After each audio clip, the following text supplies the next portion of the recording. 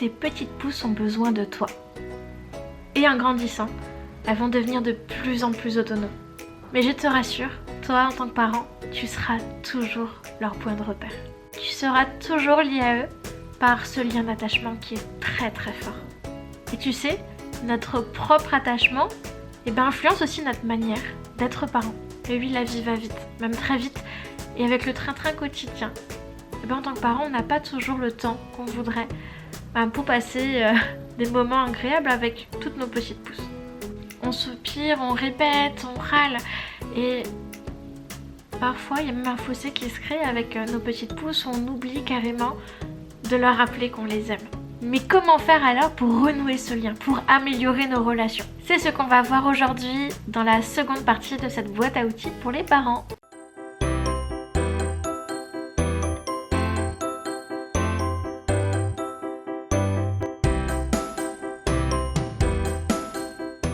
Si tu n'as pas encore vu la première partie de cette vidéo, je t'invite à cliquer juste ici. Comme ça, tu peux d'abord la regarder avant de revenir. Vas-y, dépêche-toi. Est-ce que tu connais la méthode ESPER de Jacques Salomé? C'est vraiment un concept de base pour apprendre à développer une relation vivante. Alors si on regarde ça d'un peu plus près, on peut voir qu'il y a 4 démarches différentes. La première, c'est oser demander. La seconde, c'est oser donner. La troisième, c'est oser recevoir. Et la quatrième, c'est oser refuser. Mais aujourd'hui avec toi, je voulais pas m'attarder là-dessus. Je voulais vraiment te partager un outil concret. C'est un outil qui sert à enseigner les principes de base qui sont mis en œuvre dans la communication, dans les relations. C'est l'écharpe relationnelle. Hop, la voici. Alors, qu'est-ce qui veut nous expliquer cet outil? Tout simplement qu'une relation, elle a 2 bouts. Eh oui, une relation a toujours 2 extrémités. Je suis d'un côté, mais il y a toujours une personne qui est à l'autre bout. Vous, par exemple, là. Quand on accepte de prendre la responsabilité à notre extrémité de nos besoins, de ce qu'on ressent, de ce qu'on éprouve, de ce qu'on pense aussi, quoi que fasse l'autre, on accède forcément à une meilleure qualité de la relation. Et c'est pas moi qui le dis, c'est Jacques Salomé, toujours. Alors cette histoire d'écharpe, vous pouvez l'utiliser avec vos petites pousses justement et leur montrer que de l'autre côté de l'écharpe, il y a aussi quelqu'un qui a aussi des besoins, qui a aussi des sentiments, qui a aussi des pensées et qui a peut-être son point de vue aussi. Et il faut prendre en compte toujours les 2 bouts. Toujours. Est-ce que tu savais que dans chaque enfant se trouve un réservoir émotionnel qui ne cherche qu'à être rempli d'amour? Le docteur Ross Campbell disait ceci. La plupart du temps, les écarts de conduite de l'enfant s'expliquent par son obsession à vouloir soutirer de l'affection d'un réservoir qui reste obstinément vide. C'est un peu comme une voiture en fait finalement. On a un réservoir et si notre réservoir il est vide, on tombe en panne. Nous avons tous besoin de remplir notre réservoir pour avancer dans la vie. Mais alors, comment est-ce qu'on peut faire pour le remplir? Gary Chapman nous parle de langage d'amour. De différents langages d'amour, il y en a même 5 qu'on va voir ensemble aujourd'hui et qui pourraient répondre à cette question. Ouais, complètement Marine. Du coup, si je regarde un peu, on en a effectivement 5. La première, ce sont les mots d'encouragement. Alors, ce sont des mots d'encouragement, d'amour, d'affection, des remerciements, des mots qui traduisent une reconnaissance aussi. Cette compréhension, en fait, ça nourrit vraiment l'estime de soi. Et ça construit aussi la sécurité intérieure de l'enfant. Alors la deuxième, ce sont les moments privilégiés. C'est super important aussi. C'est quand ton attention, il est porté exclusivement sur ton enfant en fait. Tu as choisi ce moment-là pour être avec lui en fait. Donc c'est vraiment un moment qui est perçu comme de qualité par ta petite pousse parce qu'elle sait que tu prends du temps pour lui, pas pour quelqu'un d'autre à ce moment-là.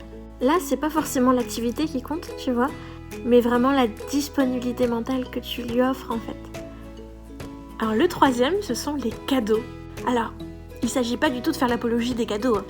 Pas besoin de faire des cadeaux super chers ou des super gros cadeaux.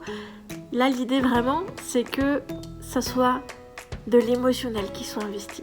qui fait le plus plaisir finalement, c'est l'attention de vouloir faire plaisir et du coup de fabriquer soi-même quelque chose par exemple. Le quatrième, ce sont les services rendus. Un enfant, dans le langage maternel et celui des services rendus, va souvent venir vers vous pour vous demander de réparer un jouet qui est cassé par exemple. Et le cinquième langage d'amour, je pense que c'est celui-là qui est le plus connu et le plus utilisé, c'est le toucher. Là, vos petites pousses sont du coup plus nourries affectivement par le contact en fait. Un câlin, un bisou, un peu de tendresse. Donc, ils préfèrent peut-être avoir un contact, un réel contact plutôt que des mots ou que des gestes.